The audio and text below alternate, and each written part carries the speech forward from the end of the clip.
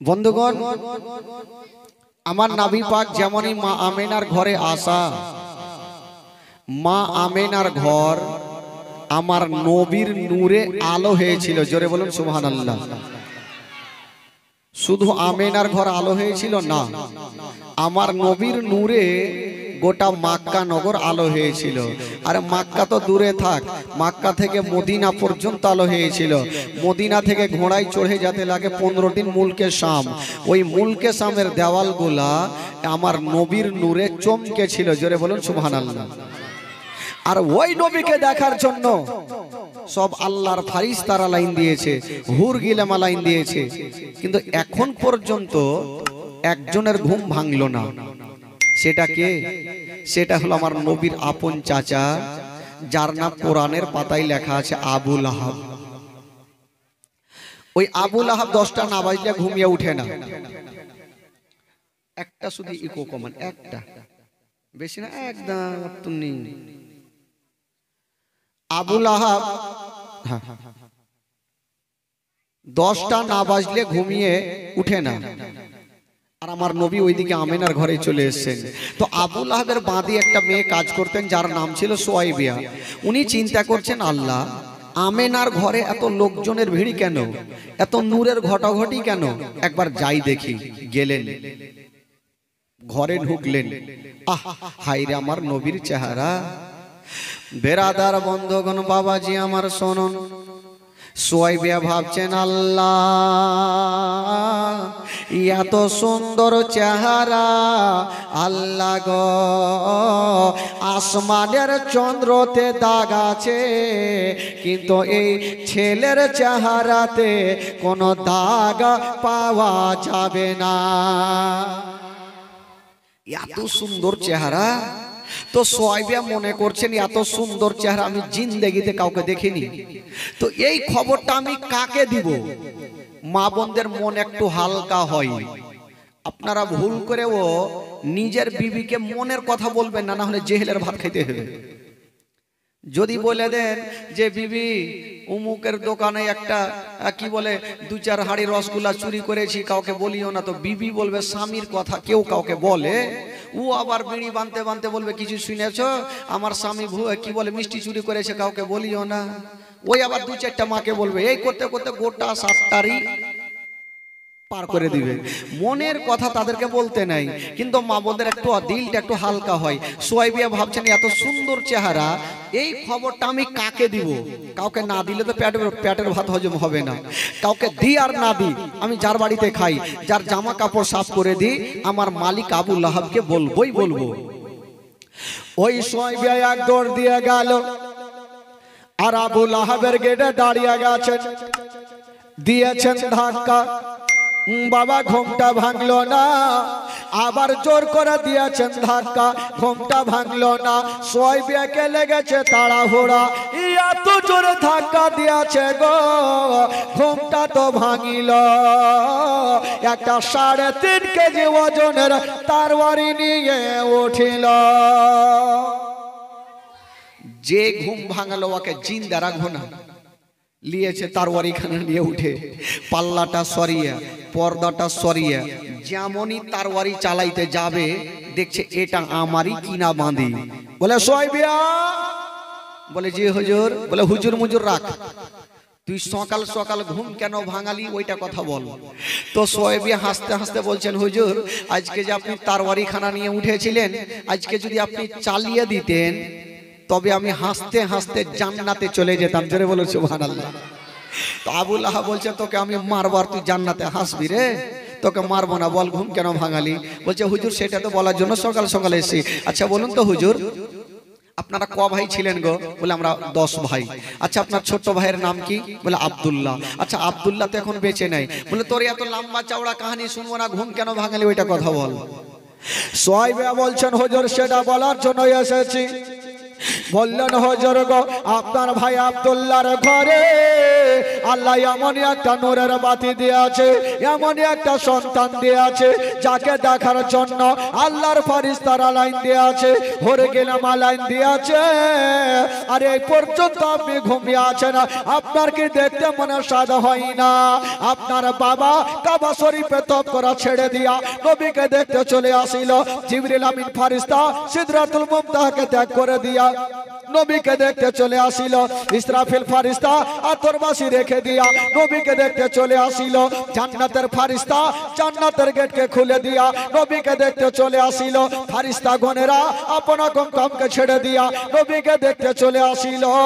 আর এই পর্যন্ত আপনি ঘুমিয়ে আছেন, আপনার কি দেখতে মনে সাদ হয় না? যেমনই এই কথা বলা আর মারবি। আল্লাহর বিনা হুকুমে কোন গাছের পাতা হিলে না। নবীর নাম শোনার পরে পরে, নবীর জন্মের বৃত্তান্ত শোনার পরে পরে এই যেন বাবা আবু লাহাবের হাত থেকে তার বাড়িখানা ঝনঝন করে কাঁপতে কাঁপতে জমিনে পড়ে গেল।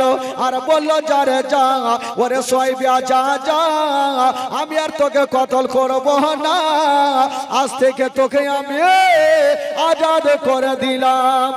যারে যা, তুই আমার বাবা হারা ভাতিজাকে দুগ্ধ পান করা। আচ্ছা বলুন ভাই,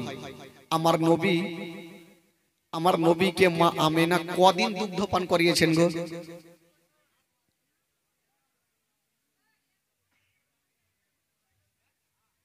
বাপরে, আমার মা বহিনীরা তো চলে আসে। কোনটা থেকে এত লোক আসছে?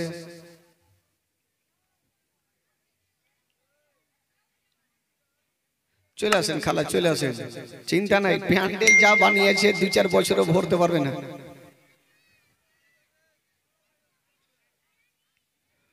বসেন। ওই খালা ওই দিক থেকে এদিকে ফাঁকে চলে আসেন, ফাঁকে চলে আসেন তো, ওইদিকে না বসে ফাঁকাতে আসেন। আচ্ছা বলুন, নবীর মা আমেনা আমার নবীকে কয়দিন দুগ্ধ পান করিয়েছেন? হইল না।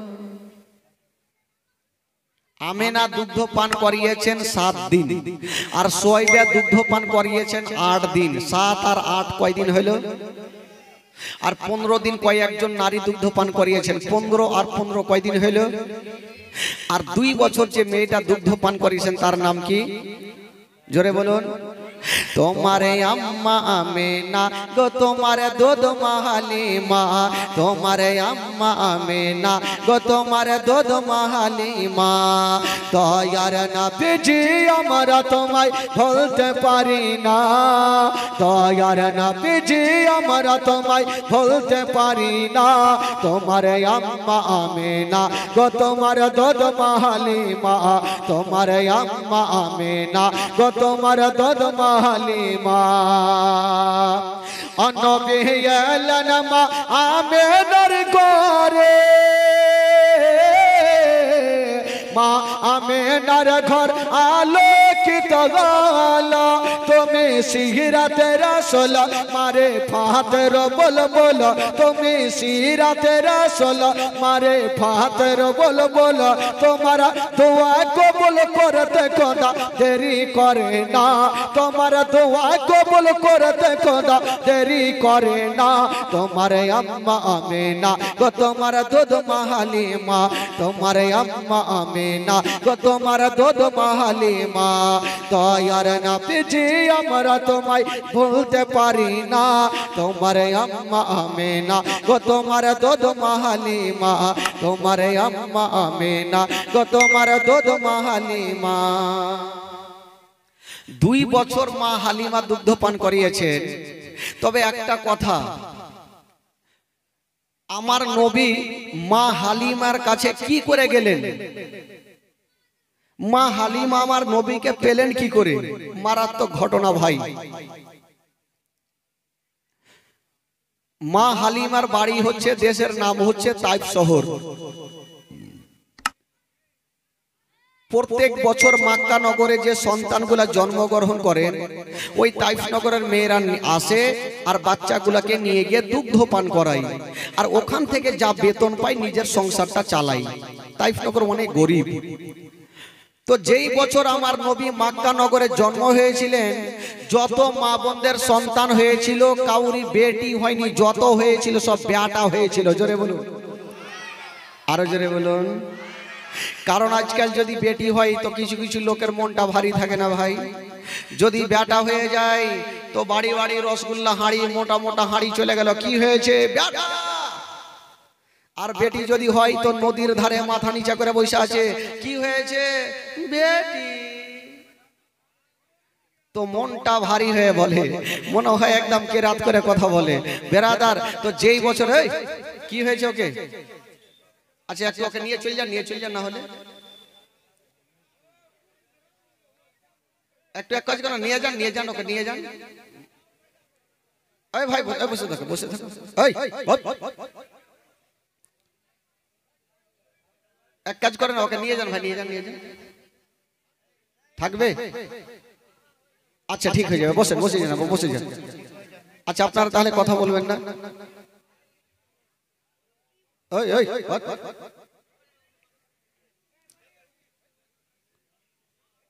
ওইদিকে কেউ কান দেবেন, এই বাচ্চাগুলো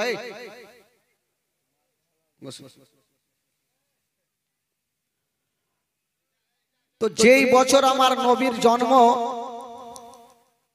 গোটা মক্কা নগরে যত সন্তান হয়েছিল সবারই বেটা হয়েছিল। তো ওই বছর তাইফ শহরের মেয়েরা সন্তান আনার জন্য মক্কা নগর চলে আসছেন। তো রাস্তা ধরে যখন আসছেন তো মা হালিমা বকরি নিয়ে দুলদুল দুলদুল করে বাড়ি ঢুকছেন। তো মেয়েগুলাকে দেখে জিজ্ঞাসা করছেন, বহিন কি ব্যাপার, তোমরা কোথায় যাবে? বলছেন, বহিন হালিমা, শুনেছি মক্কা নগরে অনেক ছেলেরা জন্ম হয়েছে, আমরা যাব আর সন্তানগুলাকে নিয়ে এসে দুগ্ধ পান করাবো, যা বেতন হবে আমাদের সংসার হালকা হবে। তো মা হালিমা মনে মনে ভাবছেন যে আমিও যাব আর আমিও একটা সন্তান নিয়ে আসব। তো আমি যদি যাই আমার স্বামীর কাছে পারমিশন নিতে হবে। মা হালিমা এক পা দুই পা করে বাবা স্বামীর সামনে হাজির হয়ে গেল। মা হালিমার স্বামীর নাম ছিল বাবা হারিস। ওই হারিসের সামনে হাজির, বলছেন, স্বামী গো, ও গো আমার মাথার তাজ, শুনেছি মক্কা নগরে অনেক ছেলেগুলা জন্ম হয়েছে, অন্য অন্য মেয়েরা যাচ্ছে, আমারও মন চাইছে আমিও যাব আর একটা সন্তানকে নিয়ে এসে আমি দুগ্ধ পান করাবো। হারিস বলছে, বিবি তোমার কি মাথা খারাপ? বলল, কেন? বলল, তোমার একটা সন্তানকে পেট ভর্তি করে দুগ্ধ পান করাতে পারো না, আর একটা সন্তানকে নিয়ে এসে কেমন করে দুগ্ধ পান করাবে? মা হালিমা বলছে, স্বামী গো, ওটা আমি বুঝবো, আপনি আমাকে শুধু নিয়ে চলেন। হারিস বলছেন, হালিমা আচ্ছা এখান থেকে যে যাব মক্কা নগর 15 দিনের রাস্তা, তো কিসে চেপে যাব? বলছে, স্বামী গো, আমাদের একটা দুবলা পাতলা উট আছে, ওই উটে চেপে যাব। হারিস বলছে, বিবি আমার, ওই দুবলা পাতলা উটে কাল কিয়ামত পর্যন্ত আমাদের দুইজনকে মক্কা নিয়ে যেতে পারবে না, বসে গেলে দাঁড়াতে পারে না, ওই উটে চেপে যাওয়া যাবে না। মা হালিমা বলছেন, স্বামী গো, ও গো আমার মাথার তাজ, আমরা যাব, তবে আমরা উঠে চেপে যাব না। এটা কেমন কথা? উট নিয়ে যাব, উঠে চেপে যাব না, তো এত দূরের রাস্তা কি করতে যাব? বলছে, স্বামী গো, আমি উটের লাগাম ধরে টানবো আর আপনি পিছনে পিছনে হাঁকাবেন। আমরা হেঁটে হেঁটে যাব মক্কা, আর যদি কোনো সন্তান পেয়ে যাই আসার সময়তে চাপিয়ে নিয়ে আসব। ঠিক আছে। হারিস বলল, হালিমা মনে হয় তোমার কথাতে ফাঁসতে হবে, চলো দেখি যখন বলছো। হারিস গেল, যে দুবলা পাতলা উট বাঁধা ছিল, চাবুক মারতে মারতে দাঁড় করালো। বাবা গো, যেমনই উটটা দাঁড়িয়ে গেছে, মা হালিমা লাগাম ধরে টান দিচ্ছেন, আর হারিস পিছনে পিছনে হাঁকাচ্ছে। অন্য অন্য মেয়েরা ভালো ভালো উটগুলাকে নিয়ে হাওয়ার গতিতে চলতে লেগেছে।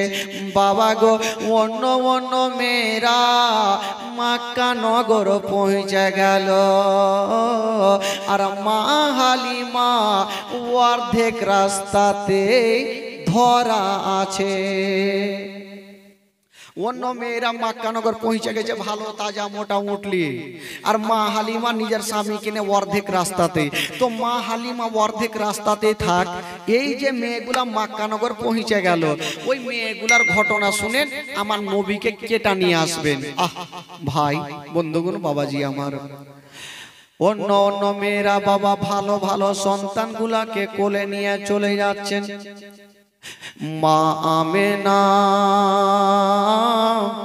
আমার নবীকে বুকে করে নিয়ে ঘরের মধ্যে রেখে দিয়েছেন বাবা, আর বারান্দায় দাঁড়িয়ে আছেন আল্লাহ আমার সন্তানকে কেটা নিয়ে যাবে। একটা মেয়ে চলে আসিল, ও বহিন আমেনা, তোমার বাড়িতে কোনো সন্তান আছে কিনা? আমেনা বলছেন, বহিন তোমাকে একটা কথা বলে দি, আমার সন্তান আছে গো, যার বাবা জগতে বেঁচে নাই। এই কথা যেমনই বলতে নাই, ওই মেয়েটার স্বামী দূর থেকে বলছে, বিবি যার বাবা বেঁচে নাই ওই ইয়াতিম সন্তানকে নিয়ে যাব না, যদি নিয়ে যাই আর দুগ্ধ পান করাও বেতনটা কে দেবে? ওই মেয়েটা ঘুরে গেল, আর মা আমেনা কাঁদতে কাঁদতে মাটিতে বসে গেল। হায় রে মা আমেনা, বলছেন আল্লাহ গো, আজকে যদি আমার স্বামী বেঁচে থাকতো আল্লাহ, আমার এ সন্তানকে ইয়াতিম বলে ঘুরিয়ে দিত না, ইয়াতিম বলে গালা করে দিত না। ও গো মা, যারা স্বামী জগতে বেঁচে নাই মা, তারা দুনিয়াতে কিছু নাই গো মা। মা আমেনা নিজের স্বামীকে হারায়া মাটিতে বসে গেছেন আমেনা, আর ডুগরে ডুগরে কাঁদতে আরম্ভ করেছেন, আল্লাহ এই সন্তানের যদি বাবা থাকতো তবে আমার সন্তানকে ইয়াতিম বলে হেলা করতো না। মা আমেনা ভাবছেন, আল্লাহ গো, এই সন্তানের বাবা যদি থাকতো আমার সন্তানকে ইয়াতিম বলে হেলা করতো না।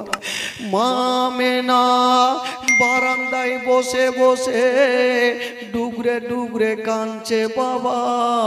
বৃদ্ধ আব্দুল মোত্তালিব বলছেন, বেটি আমেনা, ওরে বেটি আমেনা, তুমি চোখের পানি ফেলিও না রে মা, কান্দিও না রে মা, কান্দিও না, হয়তো তোমার ছেলেকে কেউ নিয়ে যাবে। হায় রে মা আমেনা, বাবা গো চিন্তা করছেন, আল্লাহ আমার ছেলের চেহারা সূর্যের চাইতে সুন্দর, আমার নবীর চেহারা চাঁদের চাইতে সুন্দর। আমেনা ভাবছেন, আল্লাহ আমার সন্তানকে তো নিয়ে যাই না, যদি আমার সন্তানকে আমি কোলে রাখবো, অন্য অন্য মেয়েরা আসবে আমার সন্তানের চেহারা খানা দেখবে, আমার সন্তানের চেহারা যদি দেখে কোনো মেয়ার ঘুরিয়ে দিবে না। মা আমেনা আমার নবীকে বুকে করে নিয়েছেন বাবা। হায়রে ইয়াতিম নবী বুকে করে নিয়ে গালে মুখে চুমা খেতে খেতে বারান্দায় দাঁড়িয়ে আছেন। যেমন দাঁড়িয়ে আছেন বাবা গো, একটা মেয়ে চলে আসিল, ও আমেনা তোমার সন্তানকে আমাকে দিয়া দাও আমেনা, মা আমেনা, আমেনা তোমার সন্তানকে আমাকে দাও, আমি তো নিয়ে আসার জন্য এসেছি। মা আমেনা ভাবছেন আল্লাহ আমার সন্তানের নসিবটা চমকে গেল, আমার সন্তানকে হয়তো নিয়ে যাবে আল্লাহ। মা আমেনা যেমনই কোলে দিয়েছেন বাবা, ওই মেয়েটা বলছেন আমেনা আচ্ছা বলো বেতন কেমন দেবে? মা আমেনা বলছেন বহিন তুমি বেতনের চিন্তা করো না, আমার বেটাকে নিয়ে যাও, আমি তোমাকে বেতন দিয়ে দেব। তবে বহিন একটা কথা তোমাকে বলে দি, আমার সন্তান তুমি দেখছো গো, এ সন্তানের বাবা বেঁচে নাই। এই কথা বলতে নাই ওই মেয়েটা সঙ্গে সঙ্গে আমার নবীকে নিয়ে ফেরত দিয়ে দিল। আমেনা যার বাবা বেঁচে নাই ওই ইয়াতিম সন্তানকে নিয়ে যাব না। হায় রে মা আমেনা আমার নবীকে বুকে করে দিয়া যেন ডুগরে ডুগরে কাঁদতে লেগেছেন বাবা, চোখের পানি থামে না। মা গো হায় রে আমেনার কান্না। আব্দুল মুত্তালিব বলছেন বেটি আমেনা তুমি চোখের পানি ফেলিও না রে মা, কান্দিও না রে মা, কান্দিও না, আমি সব সহ্য করিব, তোমার চোখের পানি দেখতে পারবো না। আমেনা বলছেন আব্বা আব্বা গো আমার স্বামী নাই বলে আমার সন্তানকে আবার ফেরত দিয়ে দিল আব্বা। মা আমেনা আমার নবীকে দেখছেন এইভাবে, চাঁদের মতো চেহারা, সূর্যর মতো চেহারা, আমার নবী মা আমেনার কোলে, আর মা আমেনা ডুগরে ডুগরে কাঁদছেন আল্লাহ এই সন্তানের বাবা নাই বলি ইয়াতিম বলে হেলা করছে। যেই নবী না হলে আসমান জমিন সৃষ্টি হতো না, ওই নবীকে হেলা করে দিয়েছেন বাবা। মা আমেনা আমার নবীকে চুমা খাচ্ছেন গালে মুখে, বলছেন বেটা ওরে লাডলা দুলারা, বেটা আমি কথা দিলাম আর কাউকে দেব না বেটা, আমি তোমার মা, আমি তোমাকে অন্তর ভরে আদর করব বেটা। আমেনা কাঁদছেন আর বাবা গো মুখ দিয়ে একটা কথা বের হচ্ছেন, মা আমেনা কান্দে হায় রে, মা আমেনা কান্দে হায় রে ছেলে বুকে করিয়া, কে বাজাবে আমার সোনার লালকে লইয়া, কে বাজাবে আমার সোনার লালকে লইয়া। মা আমেনা কান্দে হায় রে, মা আমেনা কান্দে হায় রে ছেলে বুকে করিয়া, কে বাজাবে আমার সোনার লালকে লইয়া, কে বাজাবে আমার সোনার লালকে লইয়া। যত মেয়েগুলো এসেছিল তারা ফেরত ফিরে যাচ্ছেন কি বলে শুনুন, কবি লিখেছেন ও তাই যত হিয়াল নগরে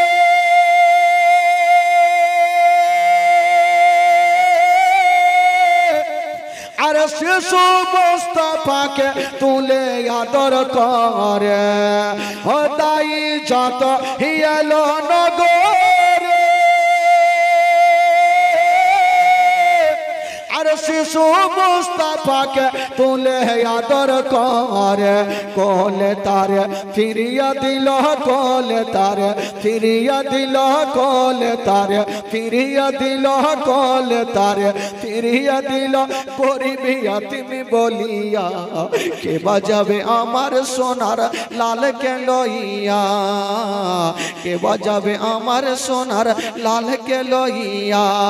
মা আমেনা কান্দে হায় রে, মা আমেনা কান্দে হায় রে ছেলে বুকে করিয়া, কে বাজাবে আমার সোনার লালকে লইয়া। আমেনা ভাবছেন আল্লাহ আমার সন্তানকে যখন নিয়ে গেল না, আমি মা আর কাউকে দেব না আল্লাহ, আমি মা আমার সন্তানকে আদর করব। আজকাল মা বোনেরা আছেন ভাই, যদি তার সন্তান ন্যাংরা খোড়া আর যদিও কিছু বের হয়, আমার মা বোনেরা কখনো ফেলবে না। মা বোনেরা ধুলা ঝেড়ে ওই সন্তানকে বুকখানে নেবে। সন্তানকে যতক্ষণ মা আদর যত্ন না করবে, মায়ের মনটা ফ্রি হবে না। মা আমেনা আমার নবীকে বুকে লাগিয়েছেন আর কাঁদছেন আর বলছেন, বেটা ওরে লাডলা দুলারা কলেজার পাড়া, বেটা আমি কথা দিলাম কাউকে দেব না, বেটা আমি তোমার মা, আমি তোমার অন্তর ভরে আদর যত্ন করব।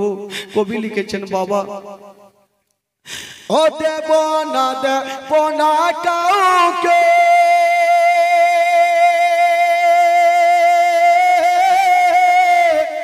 আর লালন পালন করব আমি নিজের কাছে। মা আমেনা বলছেন, মা আমেনা বলছেন, আমার সন্তানকে আর কাউকে দেব না আল্লাহ, কারণ আমার সন্তানকে যাকে দিচ্ছি আমার সন্তানকে ইয়াতিম বলে হেলা করছে। আমার এই সন্তানকে আমি মা অন্তর ভরে বুকখানে জড়িয়ে রাখবো, আর কাউকে দেব না। তাই তো কবি লিখেছেন, বাবা ও দেব না কাউকে, আর লালন পালন করব আমি নিজের কাছে।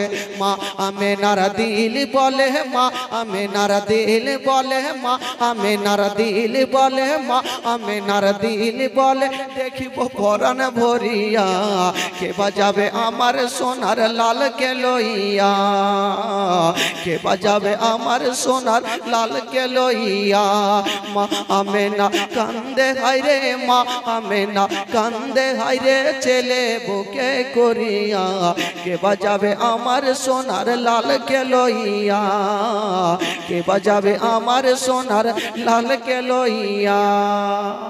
আমেনা বলছেন, আল্লাহ আমার স্বামী যদি থাকতো তাহলে আমার কোনো চিন্তা থাকতো না। মা মাগো, যার স্বামী নাই বা দুনিয়াতে কিছু নাই মা, স্বামী ছাড়া দুনিয়াটা অন্ধকার মা। আমেনা কাঁদছেন আর বলছেন, আল্লাহ সন্তানের পিতা যদি বেঁচে থাকতো আমার মনে কোনো দুঃখ থাকতো না। বাবা গো, স্বামী হচ্ছে মাথার তাজ, স্বামী হচ্ছে জীবন সুখ দুঃখের সাথী, ওই স্বামীকে সবকিছু বলা যায় মা। যদি স্বামী না থাকে সারা জীবন অন্ধকার। আমেনা কাঁদছেন আর স্বামীর কথা মনে পড়ছে আর ডুগরে ডুগরে কাঁদছেন, আর কাঁদতে কাঁদতে বাবা মুখ দিয়ে ছন্দ বের করছেন, ও থাকে তো যদি ছেলের পিতা,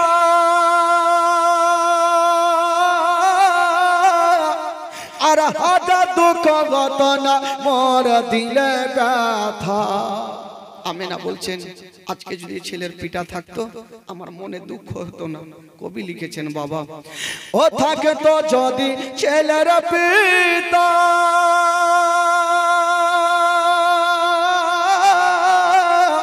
আর হাজার দুঃখ ঘটনা মোর দিলে ব্যথা।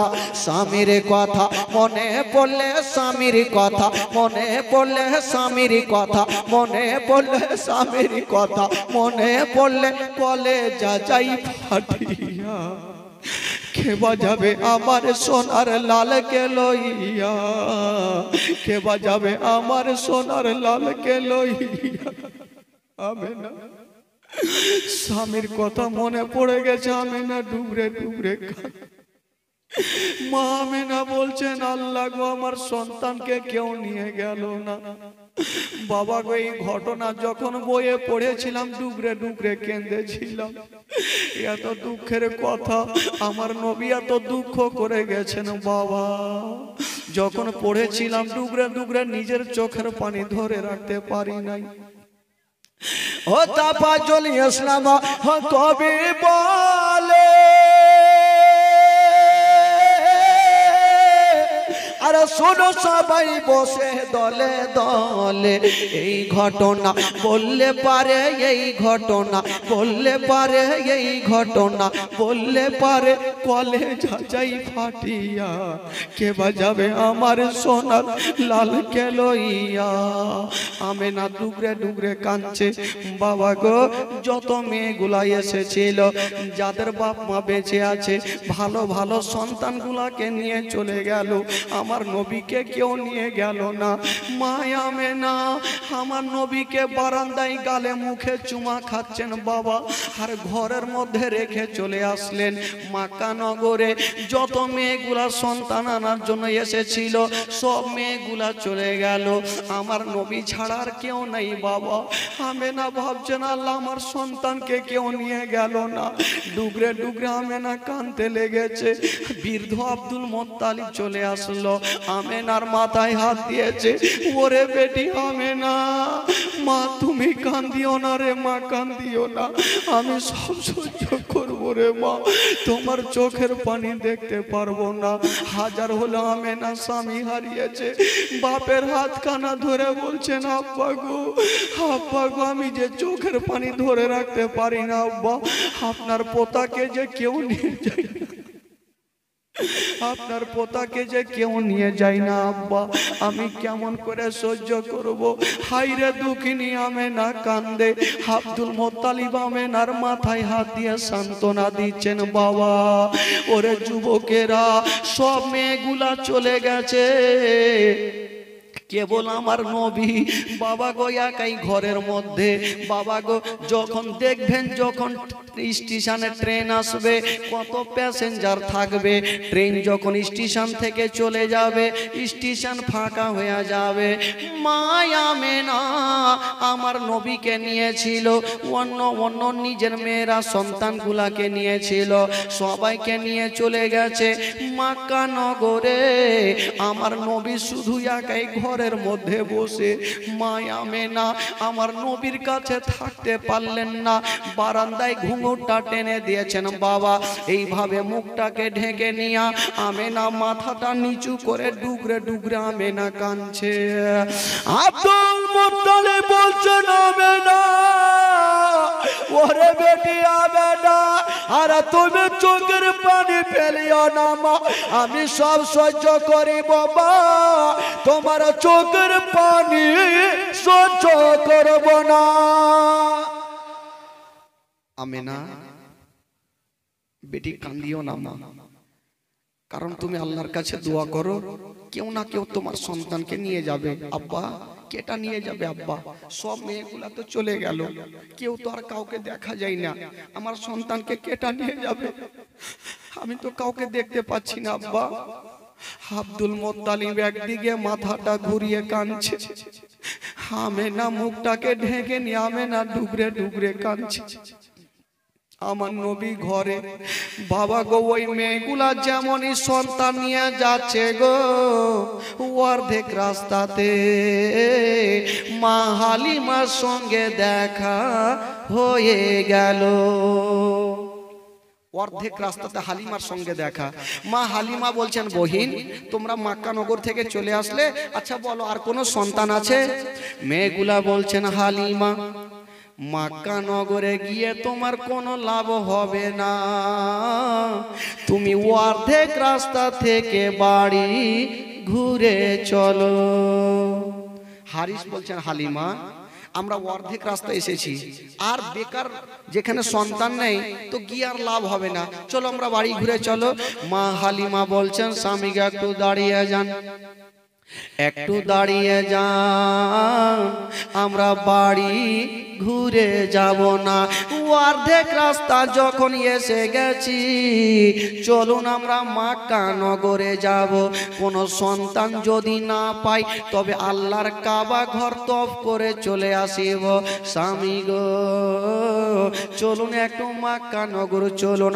হারিসকে রাজি করায়া যেমনই মা হালিমা মক্কা নগর পৌঁছে গেল, যেমনই মক্কা নগর যাওয়া চতুর্দিকে তাকিয়ে দেখে কাউকে দেখা যায় না। হারিস বলছেন, হালিমা এই মক্কা নগরে কাউকে যেন দেখা যায় না, চলো আমরা বাড়ি ঘুরে যাব। মা হালিমা বলছেন, স্বামী গো আমার, ও গো আমার মাথার তাজ, স্বামী গো এক কাজ করে, আমরা তো এসে গেছি, আপনি এখানে একটু দাঁড়ান, আর আমি মক্কার গলিটা একটু ঘুরে আসছি, দেখি কোনো সন্তান পাওয়া যায় কিনা। নবী তো কাউরি ভাগ্যে নাই, নবী যার ভাগ্যে আছে সেটাই তো হচ্ছে মা হালিমা। জোরে বলুন সুবহানাল্লাহ, জোরে বলুন। নবী তো সবারই ভাগ্যে নাই, তারা কি করে নিয়ে যাবে? আমার নবী তো আছে মা হালিমার ভাগ্যে। হালিমা বলছে, স্বামী গো একটু আপনি দাঁড়ান, একটু দাঁড়ান, আমি একটু মক্কার গলিটা ঘুরে আসি, দেখি কোনো সন্তান পাওয়া যায় কিনা।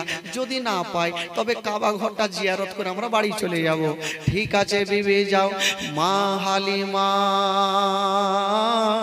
যেমনই মক্কার গলি গলি ঘুরতে লেগেছেন বাবা, কাউকে দেখা যায় না। প্রত্যেকটা বাড়িতে বাবা গো জালানা দরওয়াজা লাগায়া ঘরে আছে কেবল মা হালিমা। একটু দূরে তাকিয়ে দেখছেন কেবল একটা বাড়ির দরওয়াজা খোলা আছে। মা হালিমা ভাবছেন আমি একবার গিয়ে দেখি, দরওয়াজা খোলা আছে। যেমনই যাচ্ছেন বাবা, বাবা দরওয়াজার পাশে যেমনই যাওয়া, তাকিয়ে দেখছেন গো কে যেন ঘুমটা টেনে মুখটা ঢাকা বসে আছে। মা হালিমা যেমনই পার্শ্বে গিয়েছেন বাবা, কান্নার আওয়াজ কানে আসে। মা হালিমা বলছে, কে আছো গো তুমি এখানে বসে বসে কেন কাঁদছো? কেটা ছিল রে বাবা? অন্যজন ছিল না, যেই মেয়েটা কাঁদতে ছিল ওটাই ছিল আমার নবীর মা আমেনা। আমেনা কাঁদছে। মা হালিমা বলছেন, কে আছো গো একটু মাথাটা তুলো। মা আমেনা যেমনই মাথাটা তুলেছেন বাবা, খোদার কসম হালিমা মাথাটা যেমনই মা আমেনা তুলেছেন, মা হালিমা আমেনার দিকে বড় বড় চোখ করে দেখছেন। মনে হচ্ছে আমেনা 1 মাস থেকে কেঁদে কেঁদে নিজের চোখগুলাকে ফুলিয়ে নিয়েছে। মা আমেনা 1 মাস থেকে স্বামীর জন্য কেঁদে কেঁদে মনে হচ্ছে চোখগুলাকে ফুলিয়ে নিয়েছে। বাবা গো কেঁদে কেঁদে নিজের বুকটা জামা ভিজে গেছে। মা হালিমা বলছেন, বহিন বলো তুমি কাঁদছো কেন? মা আমেনা চোখের পানি মুছে দিয়ে বলছেন, বহিন বলো তুমি কেন এসেছো? মা হালিমা বলছেন, বহিন আমি এসেছি একটা সন্তান পাওয়ার আশাতে। মা আমেনা বলছেন, বহিন এক কাজ করো, তুমি অন্য জায়গাতে দেখো, আমার সন্তান আছে কিন্তু আমি কাউকে দেব না। ওই মেয়েটা হালিমা বলছেন, আমেনা কেন তুমি কাউকে দেবে না? মা আমেনা বলছেন, হালিমা আমি কাউকে দিব না। হালিমা বলছেন, আমেনা তুমি কেন দেবে না? কারণটা বলো। বলো আমি এই জন্য দেব না, আমি কয়েকটা মেয়েকে আমার লাডলাকে দিয়েছিলাম, আমার সন্তানকে ঘুরিয়ে দিয়েছে, আমি আর কাউকে দেব না। মা হালিমা বলছেন, আমেনা আচ্ছা কারণটা কি বলো? বলছেন, হালিমা আমার সন্তান আছে গো, আমার সন্তানের বাবা বেঁচে নাই। হালিমা আমার সন্তান আছে কিন্তু সন্তানের বাবা নাই। দূর থেকে হারিস বলছেন, হালিমা যার বাবা বেঁচে নাই ওই ইয়াতিম সন্তানকে নিয়ে যাব না, ঘুরে চলে আসো। আব্দুল মোত্তালিব কাঁদতে কাঁদতে সহ্য করতে পারলেন না, এসে হালিমার হাতখানা ধরেছে। বেটি হালিমা রে, ওরে বেটি হালিমা তুই আমার বেটির মতো রে মা, তুমি বেতনের চিন্তা করিও না, আমার পোতাকে নিয়ে যাও। আমি আব্দুল মোত্তালিব কথা দিলাম তোমাকে আমি ডবল বেতন দেব, বেতনের চিন্তা করো না হালিমা। মা হালিমা বলছেন, আব্বা গো ঠিক আছে আমি নিয়ে যাব। মা হালিমা বলছেন, স্বামী গো ও গো আমার মাথার তাজ, যখন এত দূরে চলে এসেছি এ আমেনার সন্তানের চেহারা যতক্ষণ না দেখে নিব আমি বাড়ি যাব না। স্বামী গো, এত দূর যখন চলে এসেছি, একটু তো আমেনার বেটার চেহারা খানা দেখবো। হায় রে আমার নবীর চেহারা। মা হালিমা বলছেন, আমেনা একটু আমাকে ঘরে নিয়ে চলো। মা আমেনা হালিমার হাতখানা ধরে যেন ঘরে নিয়ে গেল। মা আমেনা আমার নবীকে বুকে করে নিয়েছেন, মা হালিমার সামনে রেখেছেন। হায় রে আমার নবীর চেহারা, আসমানের চন্দ্রতে দাগ আছে, আমার নবীর চেহারাতে কোনো দাগ নেই। ওই নবীকে ইয়াতিম বলে সব হেলা করে দিয়েছে না। মা হালিমা যেমনই দুই নয়নে আমার নবীর চেহারা খানা দেখেছেন বাবা, হালিমা বলছেন, আল্লাহ আমি ছেলে তো বহু দেখেছি, এত সুন্দর চেহারা আমি জীবনে কখনো দেখি নাই। মা হালিমা বলছেন, আমি ছেলে তো অনেক দেখেছি, কিন্তু এত সুন্দর চেহারা আমি আর কখনো দেখিনি। হালিমা বলছেন, আমেনা তোমার সন্তানকে একবার আমার কোলে দাও, আমি নিয়ে যাব। মা হালিমা ভাবছেন, আল্লাহ আমি আগে দুগ্ধ পান করিয়ে দেখি আমার সন্তান দুগ্ধ পান করে কিনা। মা হালিমা আমার নবীকে ডান স্থানে লাগিয়েছে না, আমার নবী দুগ্ধ পান করছে না, আবার বাম স্থানে লাগাচ্ছে না, আমার নবী মুখটাকে টেনে নিচ্ছে না। মা হালিমা ভাবছেন, আল্লাহ আমার একটা স্থান পান করে আর একটা কেন পান করে না। আবার লাগিয়ে দেখি, আবার ডান স্থানে লাগাচ্ছে না, আমার নবী দুগ্ধ পান করছেন, বাম স্থানে লাগাচ্ছে না, আমার নবী মুখটাকে টেনে নিচ্ছে না। কেন টানছে না বাবা? আমার নবী ভালো করে জানে এখন যদি আমি দুটা দুগ্ধ পান করে নি, তবে মা হালিমার একটা বেটা মাসুদ বাড়িতে শুয়ে আছে, আমি যদি দুটা দুগ্ধ পান করে নি, তবে মা হালিমার বেটা কোনটা পান করবে? আমি একটা পান করব আর একটা আমার দুগ্ধ ভাইয়ের জন্য রেখে দেব। জোরে বলুন। আমি একটা পান করব আর একটা আমার দুগ্ধ ভাইয়ের জন্য আমি রেখে দেব। কেমন ছিলেন আমার নবী বাচ্চা কালে। বাবা গো, মা হালিমা দুগ্ধ পান করালেন। এবার মা হালিমা বলছেন, আমেনা আমি তোমার সন্তানকে নিয়ে যাব, আমাকে খুশি মনে বিদায় দিয়ে দাও। মা আমেনা হালিমার হাতখানা ধরেছেন, হালিমা আমার সন্তানকে নিয়ে যাবে, তবে বহিনী একটা কথা শুনে রাখো, এ সন্তানের বাবা বেঁচে নাই।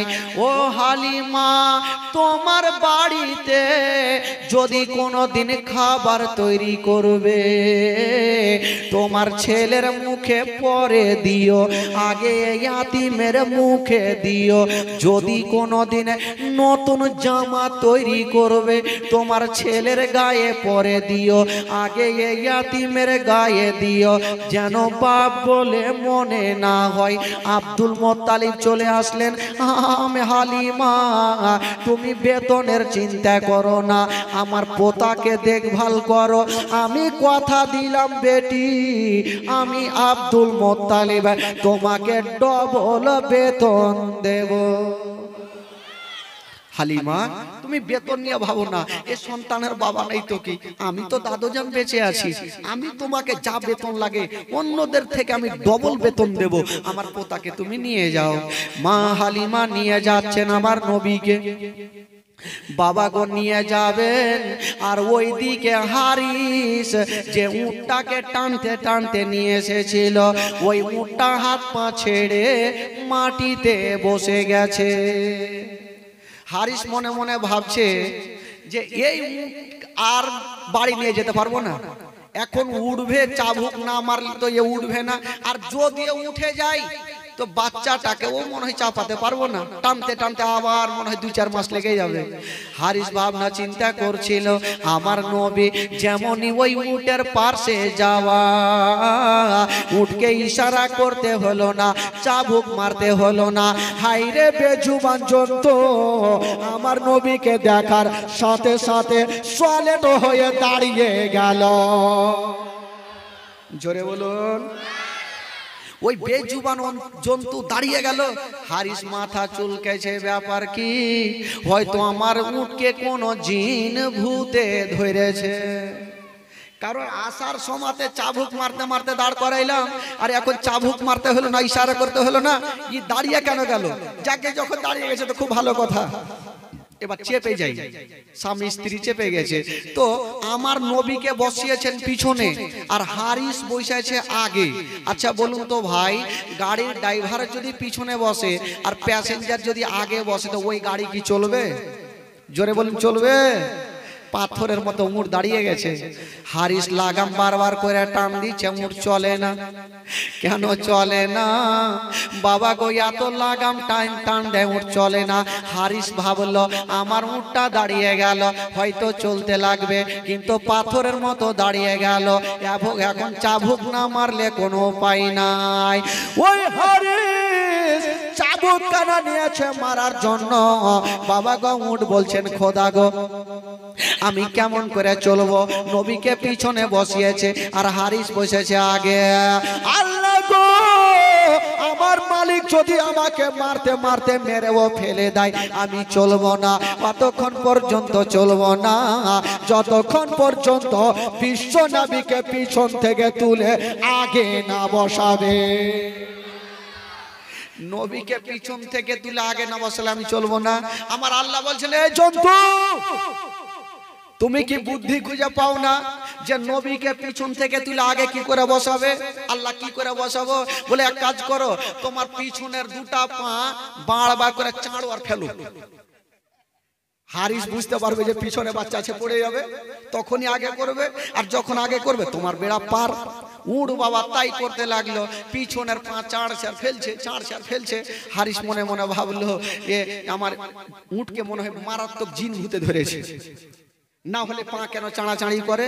আর দেরি করলো না। হালিমা, ও হালিমা, এক কাজ করো, ওই সন্তানটাকে নিয়ে তুমি আগে বসাও, কারণ পড়ে যেতে পারে। যেমনই আমার নবীকে আগে বসিয়েছেন বাবা, যেমনই আগে বসা হইলো, ওই উটকে ইশারা করতে হলো না, চাবুক মারতে হলো না। হাইরে বেজুবান জন্তু আমার গতিতে চলতে আরম্ভ করে দিল।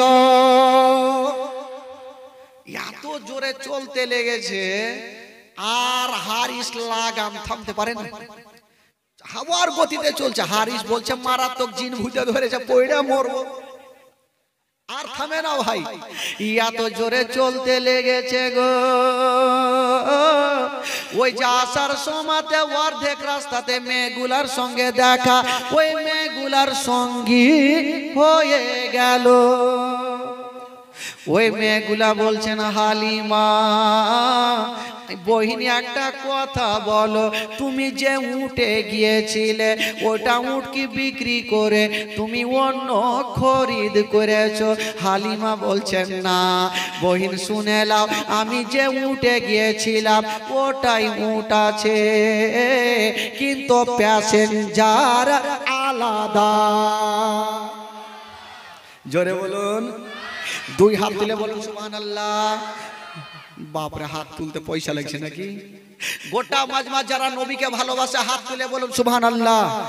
বলুন ইয়া রাসূলুল্লাহ, নারে তাকবীর, নারে রিসালাত, নারে হায়দারি। সুবহানাল্লাহ। উট চলতে লাগলো, সব মেয়েগুলা পিছনে থাকলো, আর মা হালিমার উট আগে বাড়ি পৌঁছা দিল। জোরে বলুন সুবহানাল্লাহ।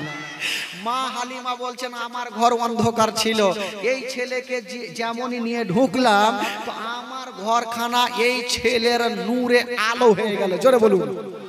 এই জন্য তো কবি লিখেছেন বাবা, ও নবী গেলেন মা হালিমার ঘরে, মা হালিমার ঘর আলোকিত আলোকিত গলো মা হালিমা বলে খোদা রহমত করে মা হালিমা বলে খোদা রহমত করে আমার করে দেখো এলো নবীর খাজানা তোমার আম্মা আমেনা গো তোমার দুধ মা হালিমা তোমার আম্মা আমেনা গো তোমার দুধ মা হালিমা তয়ার নবীজি আমরা তোমায় বলতে পারি না তোমার আম্মা আমেনা গো তোমার দুধ মা হালিমা তোমার আম্মা আমেনা গো তোমার দুধ মা হালিমা আল্লাহ উম্মা সাল্লি আলা মাওলানা মুহাম্মদ ওয়ালা আলে সাইয়্যিদানা ওয়ালা আলে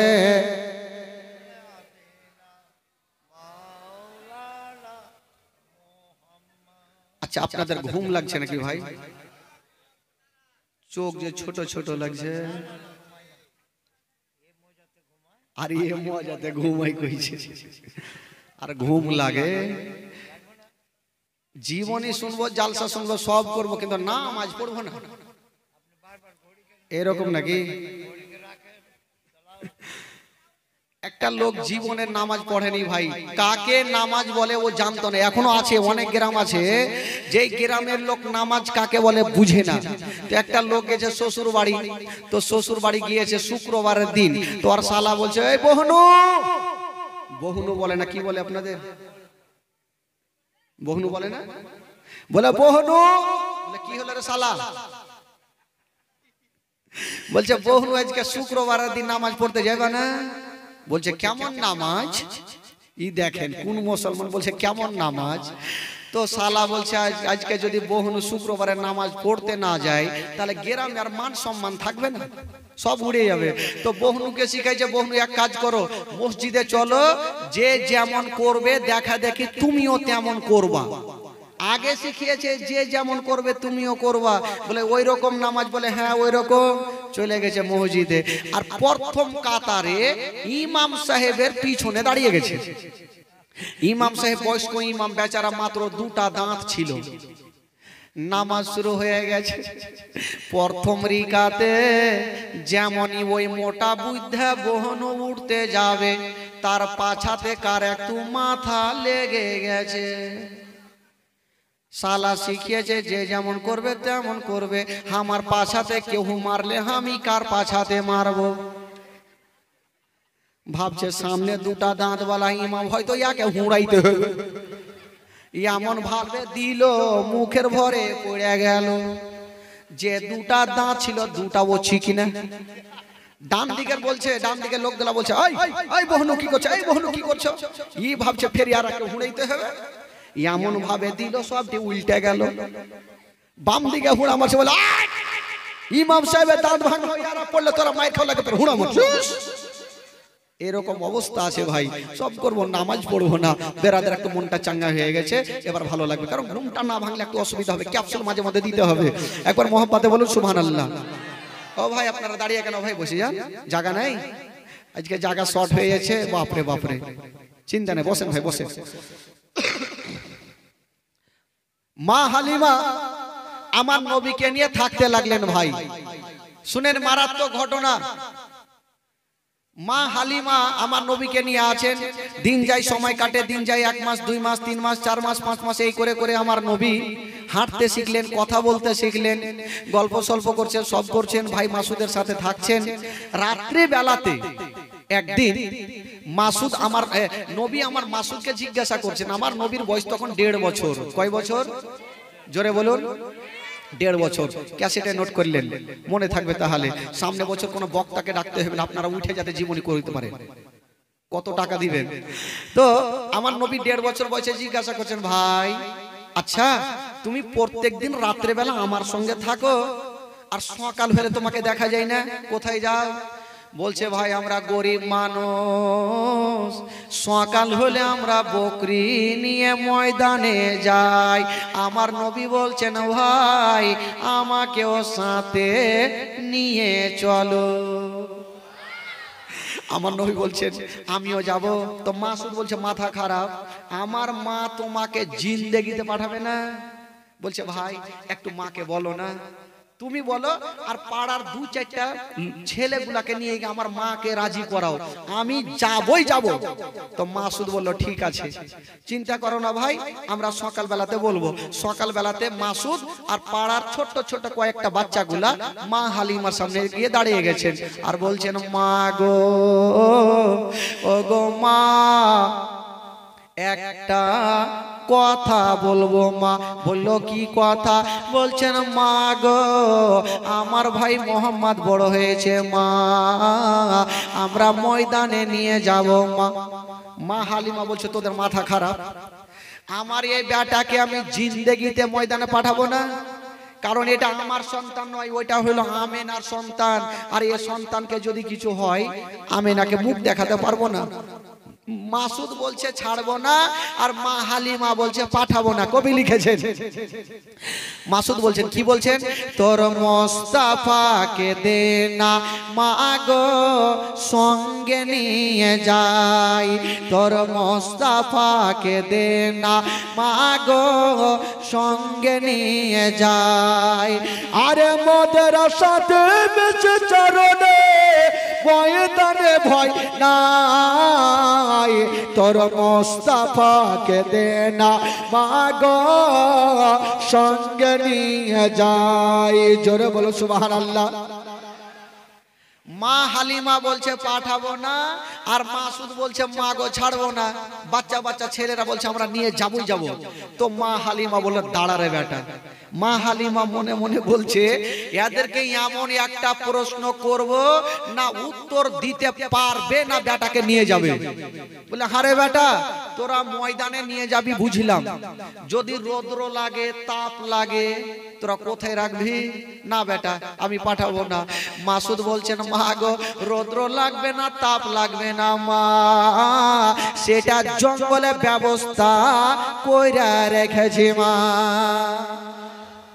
আরে বেটা ওইটা কি ব্যবস্থা করেছিস?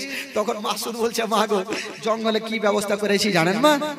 বলছেন বাবুল্লা গাছের ছায়াই নিয়ে বসবো সবাই ঘিরে, আরে খোলমা পাতার তাজমা নাইয়া মা পড়িয়ে দেব শিরে।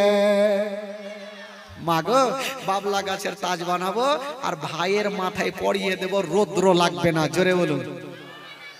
মাসুদ বলছেন বাবলা গাছের ছায়াই নিয়ে বসবো সবাই ঘিরে, আরে খোলমা পাতার তাজমা নাইয়া মা পড়িয়ে দেব শিরে।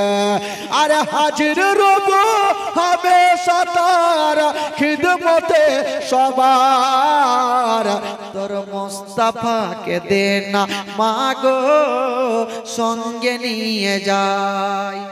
মা হালিমা বলছে বেটা চিন্তা করছেন, একটা তো উত্তর দিল, এবার এমন একটা প্রশ্ন করব তোর বাপও দিতে পারবে না উত্তর। বলছে হারে বেটা ময়দানে নিয়ে যাবি ওইটা তো বুঝলাম বেটা, পেট তো আছে, যদি ক্ষুধা পাই কি খাওয়াবি রে বেটা জঙ্গলে? মাসুদ হাসতে হাসতে বলছেন মা গো চিন্তা নাই মা, ক্ষুধা লাগবে না পিপাসিত লাগবে না মা, ওইটা ও জঙ্গলে করে রেখেছে মা। মা হালিমা বলছেন কি ওটা করেছিস রে বেটা? তখন মাসুদ আর পাড়ার ছেলেরা বলছেন মা গো কি ব্যবস্থা করে রেখেছি জানেন? খেতে দেব খেজুর মেথে, ক্ষুধা যদি পাই, আরে তোমার দুধ পাতার ঠোঙায় দেব পিপাসায়। মাগো খেতে দেব খেজুর মেথি, আর ক্ষুধা যদি পাই দুবার দুধ পাটার ঠোঙায় দেব মা, আমার ভাই খাবে পিপাসাও লাগবে না। জোরে বলুন সুবহানাল্লাহ।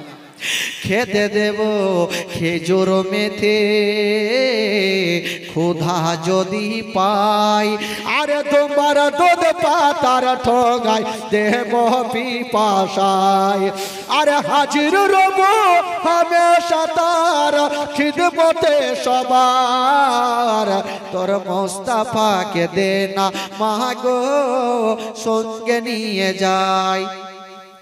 মা হালিমা বলছেন বেটা এমন যখন তোমরা ব্যবস্থা করে রেখেছো বেটা, যারে বেটা যা আমার বেটাকে দিয়ে দিলাম। মাসুদ আমার নবীকে নিয়ে চলে গেছেন বাবা, যেমন নিয়ে গেছেন বন্ধুরা আমার নবীকে একটা উঁচু জায়গাতে বসিয়ে দাঁড় করিয়ে দিয়েছেন। আর বাচ্চা বাচ্চা ছেলেরা বাবা চতুর্দিকে খেলাধুলা করতেছিল। হঠাৎ করে দেখা গেল জঙ্গলের দিক থেকে বাবা কিছু বড় বড় বাঘগুলা বেরিয়ে আসলো, আর আমার নবীকে চতুর্দিকে ঘেরাও করে নিয়েছে। যেমন ঘেরাও করে নিয়েছে মাসুদ কাঁদতে কাঁদতে বাড়ি পালিয়ে গেল। মার বুকে লেগে গেছে, মা গো সব বরবাদ হয়ে গেল, মা শেষ হয়ে গেল। মা কি হলো রে বেটা? বলছে মা গো আমরা জঙ্গলে বকরি চড়াইতেছিলাম মা, হঠাৎ করে দেখলাম মা জঙ্গল থেকে কিছু বড় বড় বাঘগুলা বেরিয়ে আসলো। মা আমার ভাইকে ঘেরাও করে নিয়েছে, মা হয়তো আমার ভাই আর জিন্দা বেঁচে নাই। মা হালিমার মাথার উপরে মনে হচ্ছে পাহাড় চেপে গেল। আল্লাহ ওটা আমার সন্তান নয়, ওটা হলো আমিনার সন্তান। ওই সন্তানকে যদি কিছু হয়ে যায় আমি আমিনাকে মুখ দেখাতে পারবো না। ওরে বেটা মাসুদ রে দেরি করিস না রে বেটা, তাড়াতাড়ি করে আমাকে নিয়ে চল, তাড়াতাড়ি করে আমাকে নিয়ে চল রে বেটা। মা হালিমা মাসুদকে নিয়ে বাবা গো জঙ্গলের দিকে দৌড়াতে আরম্ভ করেছে না। মা বেটা জঙ্গলের দিকে যাচ্ছে গো, আর ওই দিকে আমার নবীকে বাঘে ঘেরেছিল। তার ঘটনা কি হলো বাবা? আমার নবীকে বাঘে কি ক্ষতি করেছিল? না রে বাবা না, কি করেছিল? ওই জঙ্গল থেকে বাঘগুলা একটা একটা করে এসে আমার নবীর কদমে চুমা দিয়েছিল। জোরে বলুন। আমার ওই বাঘগুলাই একটা একটা করে এসে আমার নবীর কদমে চুমা দিয়েছিলেন বাবা। এবার যখন সমস্ত বাঘের কদমে চুমা দেওয়া হয়ে গেল, আমার নবী দেখছেন মা হালিমা দৌড় দিয়ে দিয়ে চলে আসছে। আমার নবী বলছে বাঘেরা এবার তোমরা চলে যাও, চলে যাও, কারণ আমার মা যদি দেখে নাই তবে ভয় পেয়ে যাবে, তোমরা চলে যাও। জঙ্গলের বাঘগুলা বাবা জঙ্গলে চলে গেল, আর মা হালিমা দৌড়াতে দৌড়াতে গিয়া আমার নবীকে টেনে বুকখানে লাগালো। ওরে লাডলা দুলারা, ওরে কলেজার পাড়া, ওরে তারা আমি শুনলাম বেটা তোমাকে বাঘে ঘিরেছিল। বলো মা গো তুমি যা শুনেছো সত্য কথা মা, তবে মা গো একটা কথা, আমাকে বাঘে ঘিরেছিল মা, আমার কোনো ক্ষতি করে না। কি করেছিল রে বেটা? বলছে মা গো আমাকে বাঘে ঘিরেছিল মা, আর ওই বাঘগুলা এসে মা আমার কদমে চুমা দিয়েছিল মা। জোরে বলুন। মা হালিমা বলছে বাপের কালে শুনিনি যে একটা লোকের পায়ে বাঘ এসে চুমা দিবে। আচ্ছা বলেন তো ভাই আমাদের আর আপনাদের যদি বাঘ দেখে তো কদমে চুমা দিবে, কি করবে? मांस भी खा लेगा, हड्डी भी खा लेगा, कुछ नहीं रखेगा, सब चिकना कर देगा। बोला मांस तो खावे खावे हड्डियों चिबिए खावे। तो मा हालिमा बोलছে এই বেটাকার জিন্দেগিতে আমি জঙ্গলে পাঠাবো না, মনে হয় মারাত্মক জিন ভূতে বেটাকে ধরেছে, আর পাঠাই না ভাই। ঠিক 2-4 মাস যখন পাঠাইনি তো যারা যে একবার আমার নবীকে দেখবে সে বারবার দেখার ইচ্ছা করবে। জোরে বলুন। একবার আপনি মদিনা যান আর শুধু একবার মদিনাতে গিয়ে দেখেন আমার নবী রওজা মোবারক, শুধু বারবার যাওয়ার ইচ্ছা জাগবে।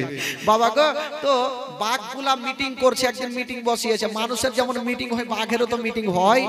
বাঘের মিটিং হচ্ছে, হ্যাঁ গো আমরা নবীকে অনেক দিন থেকে দেখিনি, তাই ইচ্ছা জাগছে নবীকে দেখার। কি করব?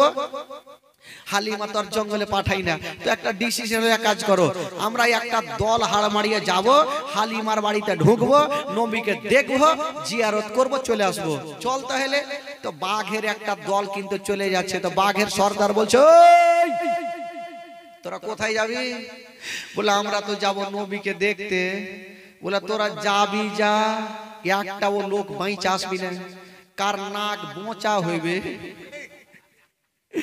কার কি বলে পা ভাঙবে, কার হাত ভাঙবে। বলে কেন? বলে তোদের ধারণা তোরা নবীকে দেখবি, কিন্তু পাড়ার লোকের লাদনা লাঠি কুণ্ঠে পড়বে রে।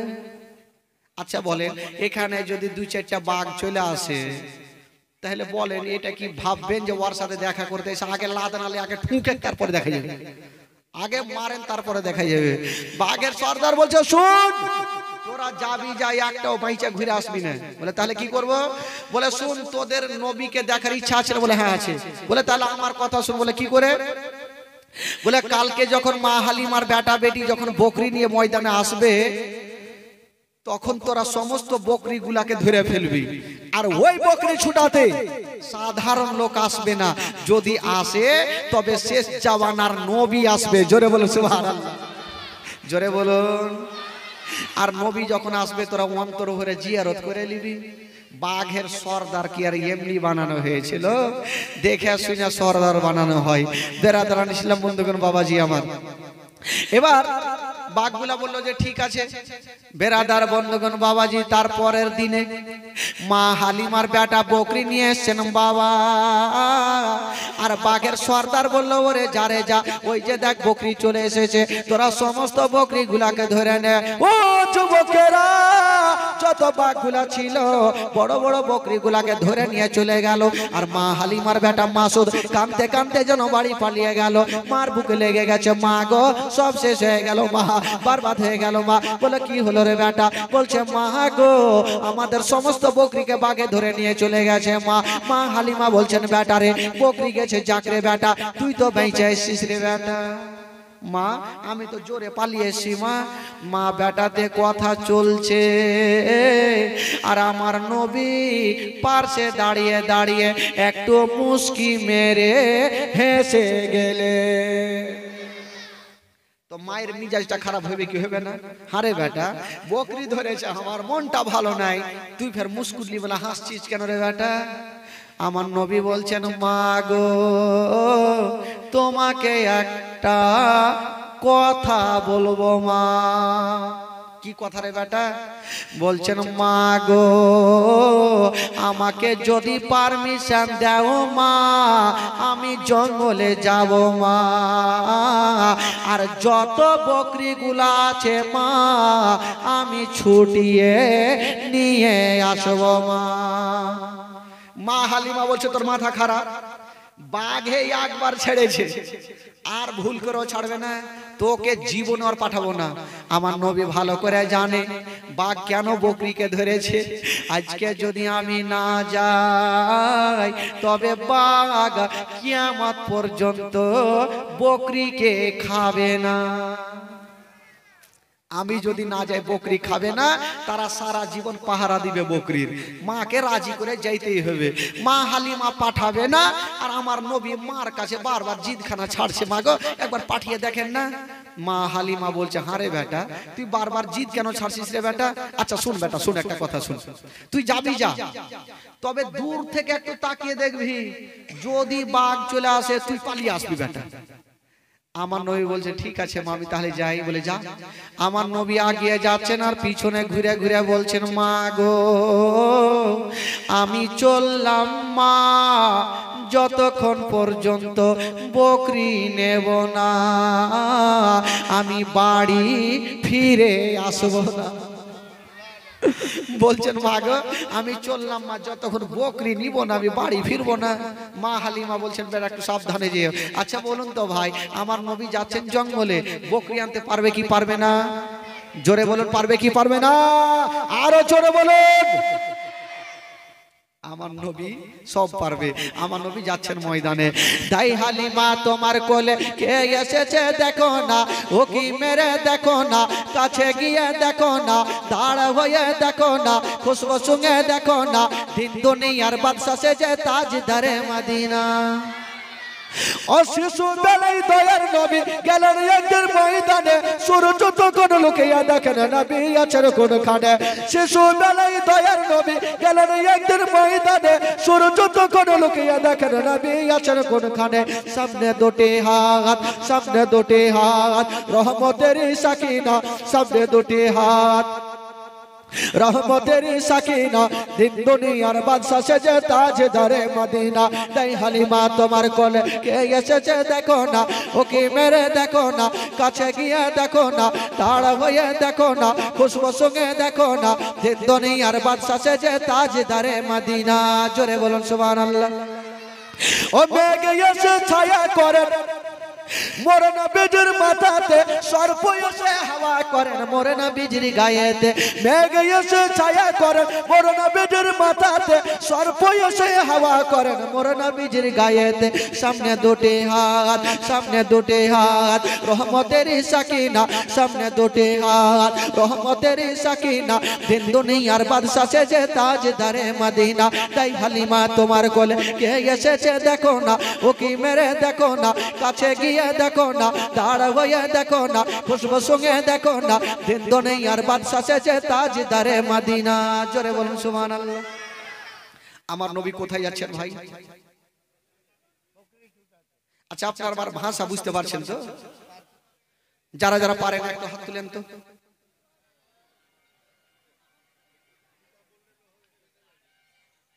বললাম যারা যারা পারে না হাত তুলেন তো ফের কিছু তুলে নিয়ে যে ওরা বুঝতে পারেনি অ্যাক্সিডেন্ট হয়ে গেছে অ্যাক্সিডেন্ট তো আর বইলা হয় না এই করতে করতে কাকে হুড়িয়ে দিলে সুবহানাল্লাহ মাশাআল্লাহ তাহলে সবাই বুঝেছেন আমার কথা কাউরি বুঝতে অসুবিধা নয় বাদিয়া ভাষা তো সবাই বুঝতে পারবেন মিষ্টি মিষ্টি ভাষা বললে তো সবাই বুঝতে পারবেন ভাই তবে বন্ধুগণ বাবাজি আমার ভাইয়েরা আমার নবী কোথায় যাচ্ছেন তাহলে বলুন তো ভাই আমার নবীর বয়স এখন কত আছে কয় বছর আচ্ছা আমার নবী বকরি আনতে পারবে কি পারবে না ভাই আচ্ছা আমরা আর আপনারা যদি বাগানে পায়খানা করি আর পিছনে যদি আপনার বাঘ চলে আসে তো লুঙ্গি ঠিক থাকবে লুঙ্গি কার কোনখানে থাকবে দেখা মুশকিল বাঘের নাক মুখ দেখলে তো এমনি তো হাত ফেল তো কি করে আর বাথরুমে বসে থাকবে ভাই থাকবে না ভাই তো আমার নবী বাঘের মুখে যাচ্ছেন বেরাদার বন্ধুগণ বাবাজি আমার শোনুন মা আমার নবী যেমনই গিয়েছেন বাবা জঙ্গলে যেমন যেতে নাই বাবা গো ওই দিকে বাঘের সর্দার বলছে না ওরে বাঘেরা দেখ দেখ ওই যে দেখো মামেনার কলেজা টুকরা চলে এসেছে আব্দুল্লাহর নয়নতারা চলে এসেছে আব্দুল মুত্তালিবের পোতা চলে এসেছে তোরা তাড়াতাড়ি করে যা আর নবীর অন্তর ভরে তোরা জিয়ারত করে নে ওই জঙ্গলের বাঘগুলা দড়িয়ে চলে আসলো বাবা আর যেমনই আসতে নাই বন্ধুরা এসে একটা একটা করে বাঘগুলা এসে আমার নবীর কদমে চুমা দিয়ে দিল চুমা দিয়ে সব বাঘ লাইন ধরেছে আমার নবী বলছেন এই বাঘেরা তোদের সাহস কি করে হইলো আমার মায়ের বকরি ধরার বাঘগুলা বলছেন নবী গো ইয়া রাসূলুল্লাহ আমাদের খাওয়ার ইচ্ছা ছিল না আমাদের ইচ্ছা ছিল আপনার সঙ্গে দেখা করা নবী গো আমাদের খাওয়ার ইচ্ছা ছিল না শুধু আপনার সঙ্গে দেখা করার ইচ্ছা ছিল আমার নবীকে বলছেন ইয়া রাসূলুল্লাহ আমরা সারা রাত ধরে আপনার বকরিকে পাহারা দিয়েছি এখন রুম পর্যন্ত কোনো ক্ষতি করি নাই আমার নবী বলছেন ঠিক আছে বকরিগুলাকে নিয়ে আসো বাঘগুলা গেল আর যত বকরিগুলা ছিল বাবা নিয়ে এসে আমার নবীর সামনে লাইন লাগিয়ে দিয়েছে না আমার নবী মুস্তাফা বাবা গো যত বাঘগুলা ছিল আমার নবীর জিয়ারত করে তারা চড়ে গেল আর আমার নবী মুস্তাফা ওই বকরিগুলাকে নিয়া মা হালিমার সামনে গিয়া হাজির হয়ে গেল